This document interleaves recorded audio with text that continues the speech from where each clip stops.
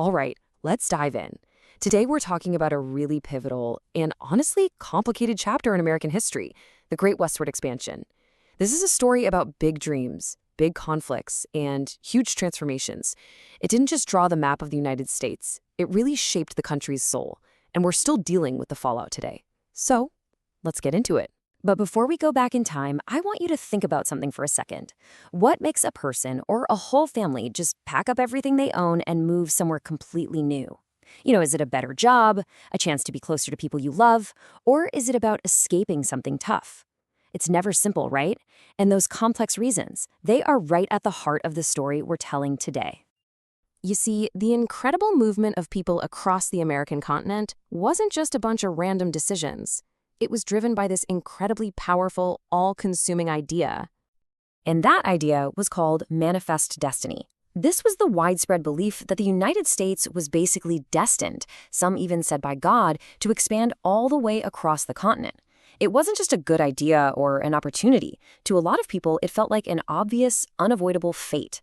This single concept became the green light, the moral and political justification for everything that was about to happen. But look, an idea by itself doesn't move hundreds of thousands of people. There were very real, on-the-ground forces at work, a kind of 1-2 punch of pressures pushing people out of the East and these incredible promises pulling them towards the West. So to really get what drove this massive migration, you've got to look at two sides of the same coin, push factors and pull factors. Folks were being pushed out of the East because farmland was getting way too expensive and the Civil War had left so many people without homes or jobs. But at the same time, they were being pulled west by these almost mythical promises, the lure of gold, the booming cattle industry, and the biggest pull of all, the dream of owning your own piece of land. And the government was about to make that dream easier to get than ever before. And a huge piece of that puzzle was the Homestead Act of 1862. This one law was an absolute game changer. It offered up 160 acres of public land to settlers for next to nothing, just a small filing fee. All you had to do was live on it and work it for 5 years. For millions of people, this suddenly made the dream of owning land, which was the very foundation of the American dream, a real possibility. But here's where the story takes a sharp turn. Because the story of expansion always has two sides. That land that was being promised to settlers, well, it wasn't empty.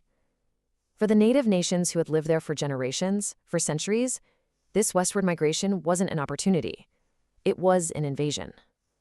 And this basic disagreement, who did the land truly belong to, was about to explode into conflict.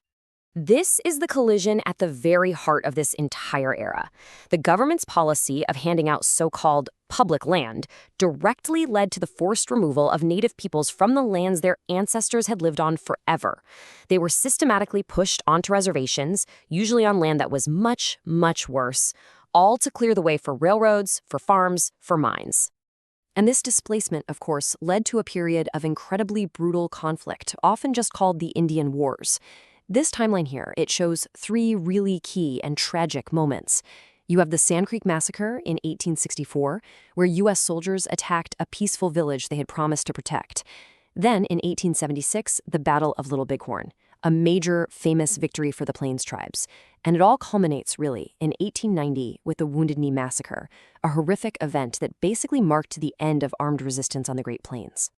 If you want to understand the perspective of the native warriors, just listen to these words from Gall, who was a Hunkapah Sioux leader. He asks this simple but incredibly profound question that just cuts right to the heart of it all. He's asking, what would you do? What would any of us do if someone came and tried to take away our home, our food, our entire way of being? So after the period of military conflict, the U.S. government strategy changed. The new policy wasn't just about forcing native people onto reservations anymore. No. It was about erasing their cultures entirely. It was a policy of forced assimilation. Now, assimilation in this context meant one thing: absorbing Native Americans into mainstream white American society. The goal was to literally dismantle their communities, get rid of their traditions, and make them disappear as distinct peoples by forcing them to live, speak, and believe like white Americans. And the main weapon for this cultural war was a law called the Dawes Act of 1887. The idea behind this act was to destroy the entire tribal system from the inside out by breaking up the land they all owned together as a community into little privately owned plots for individual families. And you can see here exactly how it worked. The law broke it down very specifically. The whole point was to turn a communal hunter into a property-owning individual farmer. The government believed this would break their connection to their tribe and, in their words, civilize them. And of course, the huge amounts of surplus land that were left over after these little plots were given out, well, that was sold off to white settlers. But this went so much deeper than just land. One of the most heartbreaking tools of assimilation was the creation of these off-reservation boarding schools. Native children were literally taken from their families, often by force, and shipped off to these schools where the entire point was to strip away every single piece of their identity. This account from Otta Clay, who is also known as Luther Standing Bear, it just reveals the terrible human cost. He describes having his hair cut, his name changed to an English one, being forbidden from speaking his own language. The trauma of it all, combined with disease and awful conditions, was just catastrophic. And his final words are absolutely chilling. In 3 years, nearly 1/2 of the children from the plains were dead. So we've seen how the dream of manifest destiny for one group of people became a total nightmare of displacement and forced assimilation for another. And it leaves us with this really important question to think about.